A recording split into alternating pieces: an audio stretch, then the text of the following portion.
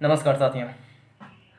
आज 2 जून 2020 है और आज से 6 साल पहले 2 जून 2014 को तेलंगाना राज्य की स्थापना हुई।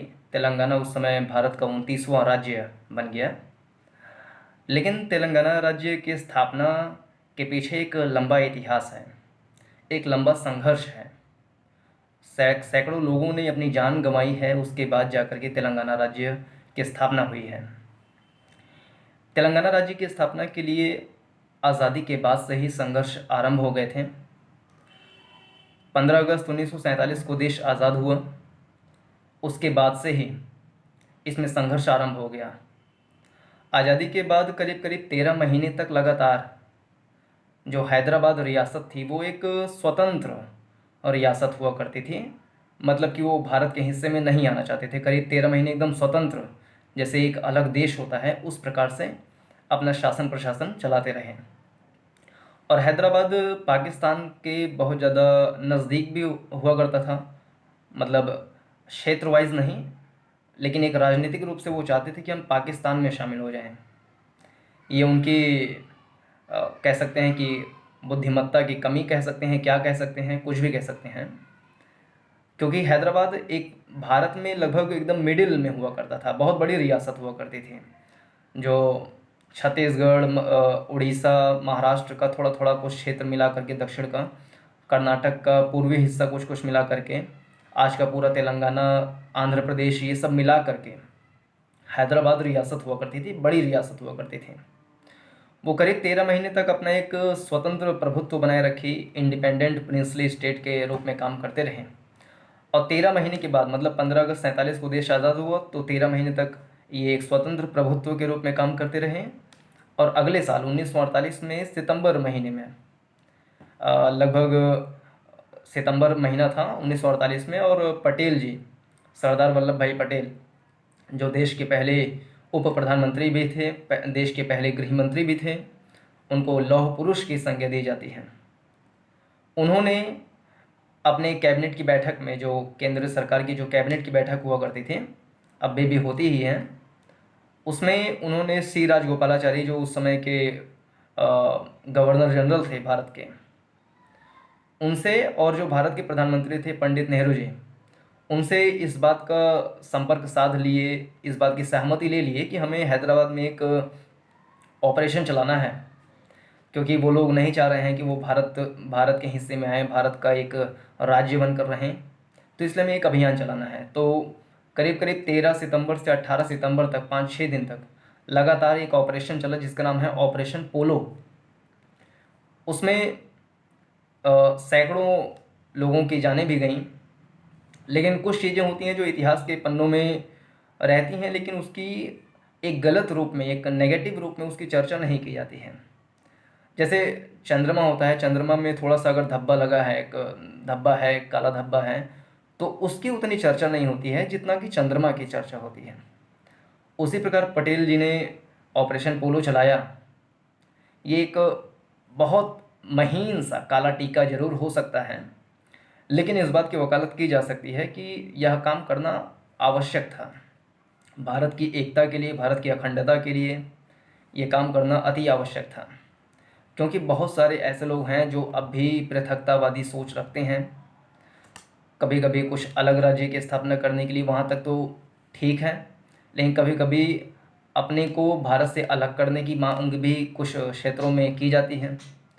तो इस प्रकार की जो पृथकतावादी सोच है, जो क्षेत्रवाद की सोच है, ये एकता और अखंडता, एक अखंड भारत के निर्माण में एक बहुत बड़े अवरोधक के रूप में काम करती है।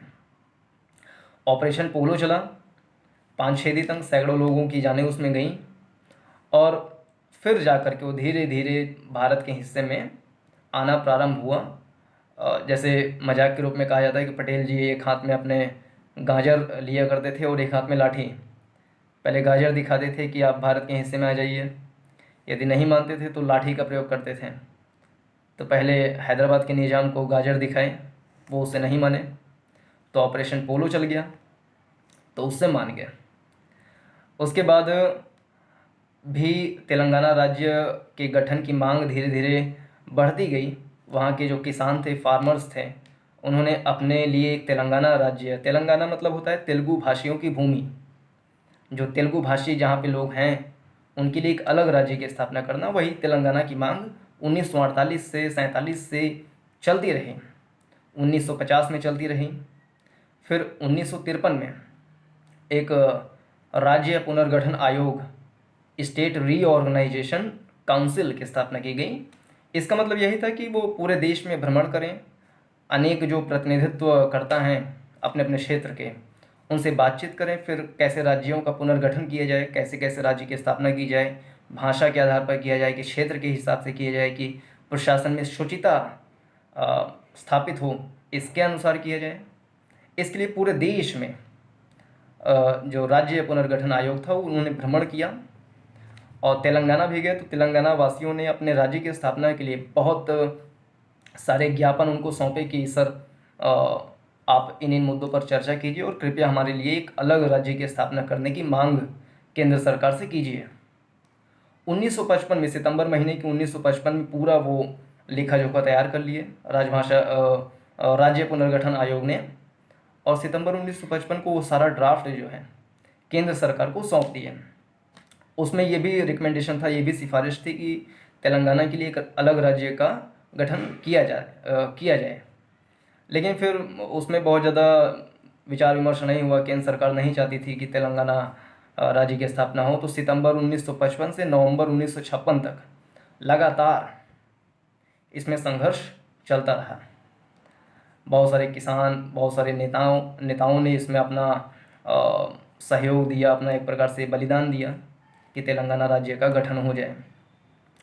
उसके बाद नहीं हो पाया, क्योंकि केंद्र में जो आंध्र प्रदेश के जो बड़े बड़े नेता थे उनका प्रभुत्व स्थापित था। वो दिल्ली में बैठे बैठे सरकार के ऊपर यह दबाव डाल रहे थे कि आप तेलंगाना राज्य का गठन ना कीजिए, इसको तेलंगाना को आंध्र प्रदेश में ही विलय कर देना चाहिए, विलय कर दीजिए और एक पूरा आंध्र प्रदेश बना देना चाहिए। तो पंडित नेहरू जी ने ऐसा ही किया, तेलंगाना को आंध्र राज्य में मिला करके आंध्र प्रदेश बना दिया और वो चलता रहा। और तेलंगाना वासियों ने भी चाहे अनचाहे रूप में, अधमन के रूप में कि आधे मन में, निराशा के भाव से वो माने, लेकिन उन्होंने कहा कि हमें तेलंगाना को आंध्र राज्य में मिलाने से पहले हम एक एग्रीमेंट चाहते हैं। उस एग्रीमेंट का नाम था जेंटलमैन एग्रीमेंट। जेंटलमैन एग्रीमेंट में यही था कि आंध्र राज्य जो है, जो नेता हैं, वो तेलंगाना वासियों के विकास के बारे में सोचेंगे, किसी भी प्रकार का भेदभाव नहीं होगा, उनको शिक्षा के क्षेत्र में, एजुकेशन के क्षेत्र में, डेवलपमेंट में इंक्लूसिव डेवलपमेंट किया जाएगा, समावेशी विकास किया जाएगा, किसी भी क्षेत्र को छोड़ा नहीं जाएगा, यानी किसी भी प्रकार का भेदभाव नहीं किया जाएगा। इस प्रकार का एक एकॉर्ड साइन हुआ, एक एग्रीमेंट साइन हुआ, जिसको कहते हैं जेंटलमैन एग्रीमेंट। ये साइन हो गया, तेलंगाना आंध्र राज्य में मिल गया, आंध्र प्रदेश का गठन हो गया।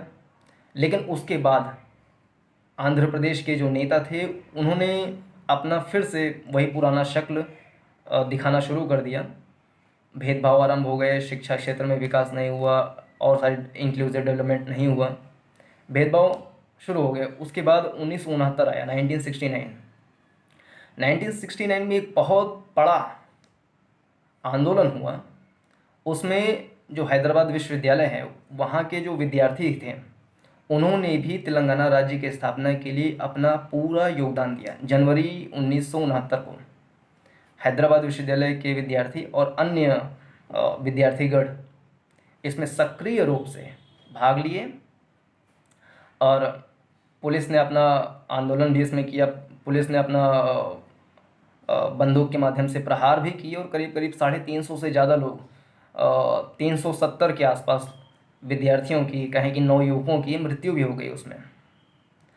किसान, नेता और ये सारे लोग उसमें एकदम सक्रिय रूप में हिस्सा लेने लगे। उसके बाद एक एकॉर्ड साइन हुआ कि मतलब शांति स्थापना के लिए, कि बहुत ज़्यादा दंगा फसाद हो रहा है, तेलंगाना राज्य की मांग बहुत ज़्यादा तेज़ी से उठ रही है। तो सभी नेतागण तेलंगाना के, आंध्र के और अन्य सरकारें बैठ कर के एक टेबल पर आए और विचार विमर्श किए कि हम आपके विकास में काम करेंगे, लेकिन आप सबसे पहले ये दंगा जो हो रहा है, जो विद्यार्थी दंगा कर रहे हैं, इनको रोकिए। आपके एजुकेशन डेवलपमेंट, जो सरकारी नौकरी में लोगों को भर्ती करना है, उसमें काम किया जाएगा, किसी भी प्रकार का भेदभाव नहीं किया जाएगा। ये चलिए एकॉर्ड हो गया, लेकिन उसके बाद भी ये सब चलता रहा। और 1969 में एक एम चन्ना रेड्डी थे। एम चन्ना रेड्डी ने एक राजनीतिक दल बना लिया जिसको कहते हैं तेलंगाना प्रजा समिति, टीपीएस। टीपीएस की स्थापना कर दी। इसका मतलब यही था कि जो तेलंगाना राज्य की मांग है वो एक राजनीतिक दल के रूप में सभी लोग संगठित हो जाएं, और संगठित हो करके जब एक साथ मांग करेंगे तो तेलंगाना राज्य की स्थापना में थोड़ी सी आसानी होगी। संगठन की एक अपनी भूमिका होती है। संगठन में सारे लोग जब एक साथ मिल करके किसी आवाज़ को बुलंद करते हैं तो उसमें थोड़ा सा ठोसपन होता है, उसकी थोड़ी सी मजबूती होती है, स्थिरता होती है, स्थायित्व होता है। तो उन्होंने तेलंगाना प्रजा समिति की स्थापना की। ये एक राजनीतिक दल था। फिर 1971 आया। 1971 में उसके पहले से ही इंदिरा जी की सरकार चल रही थी। उस समय इंदिरा सरकार में भी बहुत सारे तनाव का माहौल था ही। 1975 के बाद से इमरजेंसी भी लग गई। 1971 में जैसे जो चुनाव होते हैं केंद्र सरकार के, वो 1972-73 में होने थे, लेकिन वो 1-2 साल पहले ही चुनाव करवा ली, क्योंकि देश में कुछ इस प्रकार का माहौल बना हुआ था कि चुनाव 1 साल वो पहले करवाना चाहती थी, और सरकार अगर चाहे तो अपना जो लोकसभा है उसको भंग करके, समय से पूर्व ही भंग करके फिर से चुनाव की बात कर सकते हैं। तो वो चीज़ किया गया, लेकिन उसमें भी जो तेलंगाना क्षेत्र के नेतागण थे उन्होंने अच्छा परफॉर्मेंस किया। जो तेलंगाना प्रजा समिति थी, वहाँ की 14 लोकसभा सीटों में से 10 सीटें टीपीएस ने प्राप्त की थीं। लेकिन उसमें गरीबी उन्मूलन का, गरीबी हटाओ का नारा बुलंद था, और इंदिरा जी सरकार में आई और उन्होंने अपना पूरा गवर्नमेंट चलाया जैसे तैसे करके। उनके गवर्नमेंट में बहुत सारे अच्छे काम हुए, जैसे कि बांग्लादेश का निर्माण हुआ, कुछ अन्य बड़े काम हुए, लेकिन उस समय में राजनीतिक अस्थिरता, आंदोलन का माहौल, अशांति का माहौल बहुत ज़्यादा मात्रा में व्याप्त था। इसमें बिल्कुल भी इनकार नहीं किया जा सकता। फिर 1995 में 1995 में फिर से तेलंगाना राज्य के मांग फिर से बुलंद होने लगे। रोज लोग फिर से संगठित होने लगे, तेलंगाना राज्य की मांग फिर से उठने लगी। और 1997 में 1997 में जो राज्य इकाई थी, स्टेट के जो गवर्नमेंट थे, बीजेपी की थी, भारतीय जनता पार्टी की। और भारतीय जनता पार्टी इस बात से पूरी तरीके से सहमत थी, आश्वस्त थी कि हमें आंध्र प्रदेश से अलग करके तेलंगाना बना देना चाहिए। पूरी इसमें बैठक हो चुकी थी, बातचीत हो चुकी थी। और उन्हीं की सरकार में जैसे उत्तर प्रदेश से अलग होकर के उत्तराखंड बनाया गया सन 2000 में, बिहार से अलग करके झारखंड बनाया गया, मध्य प्रदेश से अलग करके छत्तीसगढ़ बनाया गया। ये सारे काम सन 2000 में हुआ था, नवंबर के आसपास में हुआ था। और बीजेपी की सरकार अगर चाहती, भारतीय जनता पार्टी की सरकार, तो वो आंध्र प्रदेश से अलग करके तेलंगाना भी बना सकते थे।